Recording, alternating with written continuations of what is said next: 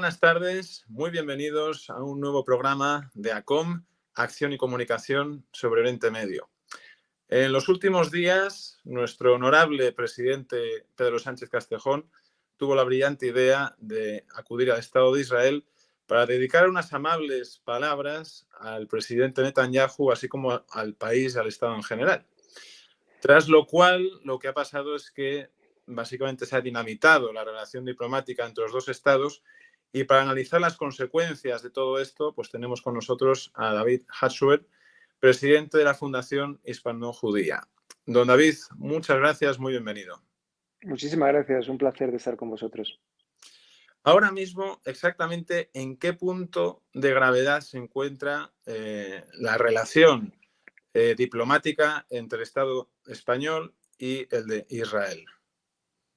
Bueno, yo creo que en las últimas horas se ha templado un poquito las gaitas de esta situación porque estábamos yendo por mal camino y se estaba escenificando una diferencia enorme en cuanto a esa visión del mundo por parte del Estado de Israel, que es realista y adaptada a un peligro real, inminente, en el que se está viviendo, y otro que es una situación imaginaria en el que, por alguna razón, el gobierno o el desgobierno de España ve en Israel a un régimen que no tiene en cuenta a los civiles del enemigo, ¿no? Cosa que es justamente lo opuesto. Hay pocos ejércitos en la historia de la humanidad. Yo me atrevería a decir que este es el ejército que más se ha hecho por evitar daños a civiles del campo enemigo.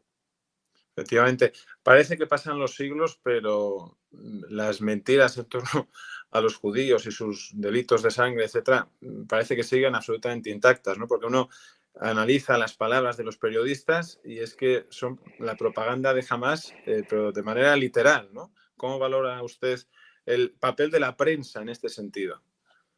Bueno, los libelos de sangre efectivamente llevan siendo parte de la realidad desde hace por lo menos 500 años, si no 1000 años, ¿no? Y eso lo hemos vivido desafortunadamente de manera trágica y terrible en la península ibérica, causando al final hasta la expulsión de los judíos de este maravilloso país, ¿no? Yo creo que la prensa tiene un rol indispensable en garantizar para todo el mundo la libertad y la comunicación, que son elementos fundamentales para las sociedades en las que vivimos, pero claramente los medios de comunicación internacionales se han convertido en verdaderos soldados de Hamas y de este campo totalitario, teocrático, y que tenemos enfrente nuestra un relato de los propios terroristas, de sus hazañas, que la prensa internacional se niega a cubrir de manera real. Por mucho que la prensa internacional esté cubriendo el conflicto, no matiza que toda la información que recibe está tamizada y filtrada por Hamas. Y eso es un error de forma inicial y que hace que todo lo que sale desde ahí queda permeado e infectado por ese tipo de noticias. Efectivamente, el argumento esencial, tanto por desgracia del presidente Sánchez como de esos medios a los que usted aludía ahora, es esa supuesta matanza indiscriminada de civiles. Claro, uno escucha esa frase y evidentemente piensa que se está refiriendo a Hamás. Sin embargo, se refieren de manera sistemática a Israel. ¿Cuáles son realmente los protocolos, las acciones que realiza el ejército el ejército israelí a la hora de llevar a cabo sus ataques? Pues sí, la verdad que es una buena pregunta porque lo que estamos viendo es kafkiano. Es justamente el mundo al revés. Israel hace todo lo posible para evitar herir y, por supuesto, matar a civiles, y jamás hace justamente todo lo posible para matar, herir, secuestrar, mutilar, violar a civiles por parte israelí. En la parte israelí lo que ha hecho desde el principio, bueno, desde que empieza el conflicto con Hamas hace 16 años, es ser extremadamente selectivo en cuanto a qué objetivos buscar, siempre reaccionando de manera defensiva ante el lanzamiento de misiles que ha sido constante en estos 16 años. Ha hecho todo lo posible para evitar una confrontación abierta, que la verdad que ahora pensándolo con más tiempo, pues todo el mundo dice, ¿cómo es que Israel no lo hizo en los últimos 16 años? Justamente porque toda la comunidad internacional quería evitar un escalamiento del conflicto entre Israel y Hamas, ¿no?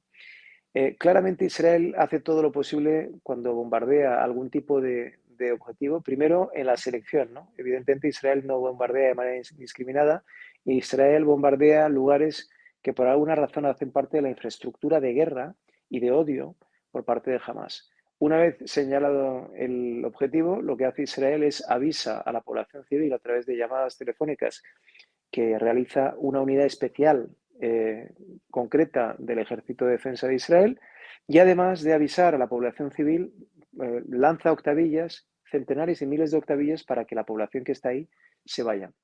Y luego termina haciendo una táctica militar que es básicamente manda una especie de elemento de deflagración encima del techo, el tejado del edificio, para que la gente se dé cuenta que ese es el objetivo, ¿no? Lo que pasa es que la pena es que sabemos hoy que jamás lo que ha estado haciendo es mantener a la población civil de rehén, y hay muchísimos testimonios de gazatíes que dicen que jamás les ha amenazado si se querían ir del edificio. Y les proponen dos cosas: que no se preocupen porque si les pasa cualquier cosa irán a hospitales pagados por Hamas, y si mueren pues no pasa nada porque dice la religión que se convertirán en shahides, en mártires, y por lo tanto todo irá bien. Es realmente kafkiano el que se le acuse a Israel de ir contra objetivos civiles. En todo caso, parece ser que esa posición que ha mantenido el gobierno español y que, bueno, parece ser que está matizándose, ¿no? O que por lo menos las relaciones se están puliendo un poco. Sin embargo, es algo que difiere de la línea general de los mandatarios europeos. Hace poco veíamos al presidente alemán y otros mandatarios han pasado por Israel a verse con Netanyahu. ¿Cuál es su visión al respecto? Bueno, hay varias cosas. Lo primero es, efectivamente, viajar a Israel y demostrar solidaridad hacia un país amigo y aliado en tantas cosas, evidentemente en temas de seguridad.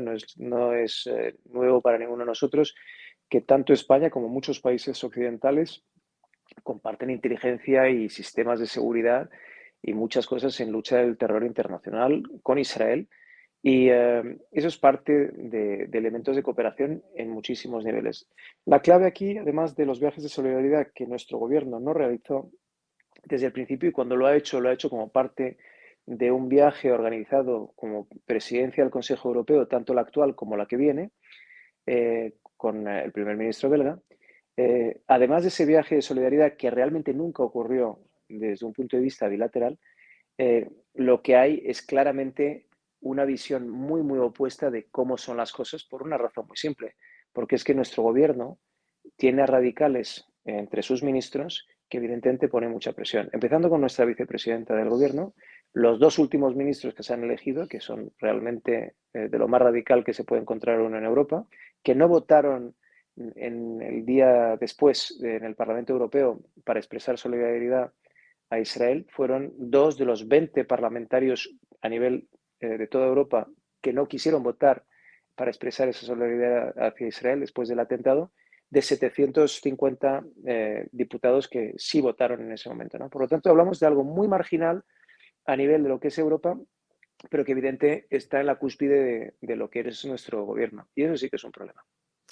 A pesar de la brevedad del tiempo que ha pasado desde el fatídico 7 de octubre, ya encontramos por ahí por las redes y en otros ámbitos auténticos negacionistas, ¿no? Aún así, cualquiera tiene a su disposición una porción, parece ser que pequeña, muy pequeña, de los vídeos de lo que ocurrió aquel día. Porque lo cierto es que parece ser que el Estado de Israel tiene en su posesión una cantidad de vídeos importantes, gran parte de ellos incautados, ¿no? Los propios terroristas, que se han ido mostrando con prudencia, ¿no? A ciertos grupos pues, políticos, periodísticos, etcétera, ¿no? En España esto también está sucediendo así y nos consta que usted es uno de los propulsores de estas sesiones a puerta cerrada, digamos. ¿A quién se han mostrado ya estos vídeos en España de momento? ¿Cómo ha sido su reacción? ¿Y a quién se tiene pensado mostrar en un futuro próximo? Bueno, yo creo que es muy importante que se enseñe a cuanta más gente mejor esos vídeos. Aquí se ha enseñado a grupos de comunicación, a periodistas de todo tipo, a grupos políticos, a parlamentarios, a influencers, a gente que tiene algún tipo de capacidad también de contar esa verdad, ¿no? Y creo, la verdad es que también creo que es fundamental contarlo, pero también yo creo que se debería masificar. Yo creo que es el momento de enseñar la verdadera cara que tiene Hamás, ese radicalismo islamista, que además es parte de algo mucho más grande. Es por eso que se habla de Estado Islámico, de ISIS, de Al-Qaeda, de todas esas ramificaciones de un Islam radical que está dispuesto a matar por ser distinto, ¿no? Yo creo que lo que debería estar haciendo el Estado de Israel es enseñárselo a todo el mundo, porque de la misma manera que se hizo cuando las tropas norteamericanas y soviéticas entraron en los campos de exterminio, yo recuerdo que el general Patton le dijo a sus soldados que filmaran lo que estaban viendo, porque la realidad es que en algún momento dado alguien negaría que eso ocurrió. Y es exactamente lo que ocurre también hoy en día, porque hay países y regímenes como el teocrático de Irán que niega el holocausto, lo niega a través de la negación completa o a través de el cuestionamiento de las cifras o el cuestionamiento de los motivos, y se habla que si los sionistas colaboraron con los nazis, todo tipo de maneras de minimizar el impacto real del holocausto. Aquí pasa lo mismo. Aquí se intenta hacer ver como que si jamás, pues en realidad, pues son luchadores por la libertad. A mí me gustaría que el pueblo español piense sobre qué quiere decir que jamás haya felicitado al presidente de nuestro gobierno y haya dicho que su mensaje de la propuesta de un Estado palestino y de aprobarlo con independencia de lo que piense el resto del mundo es un mensaje claro y audaz. ¿De verdad que el grupo terrorista dice que es claro y audaz?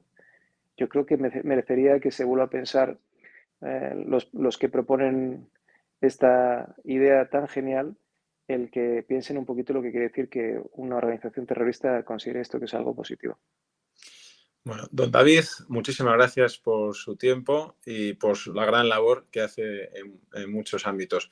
Nosotros seguiremos aquí en contacto y en la brecha, en la lucha por la verdad. Muchas gracias. Muchas gracias, un privilegio y aquí estamos a vuestra disposición siempre. Un Gracias. abrazo.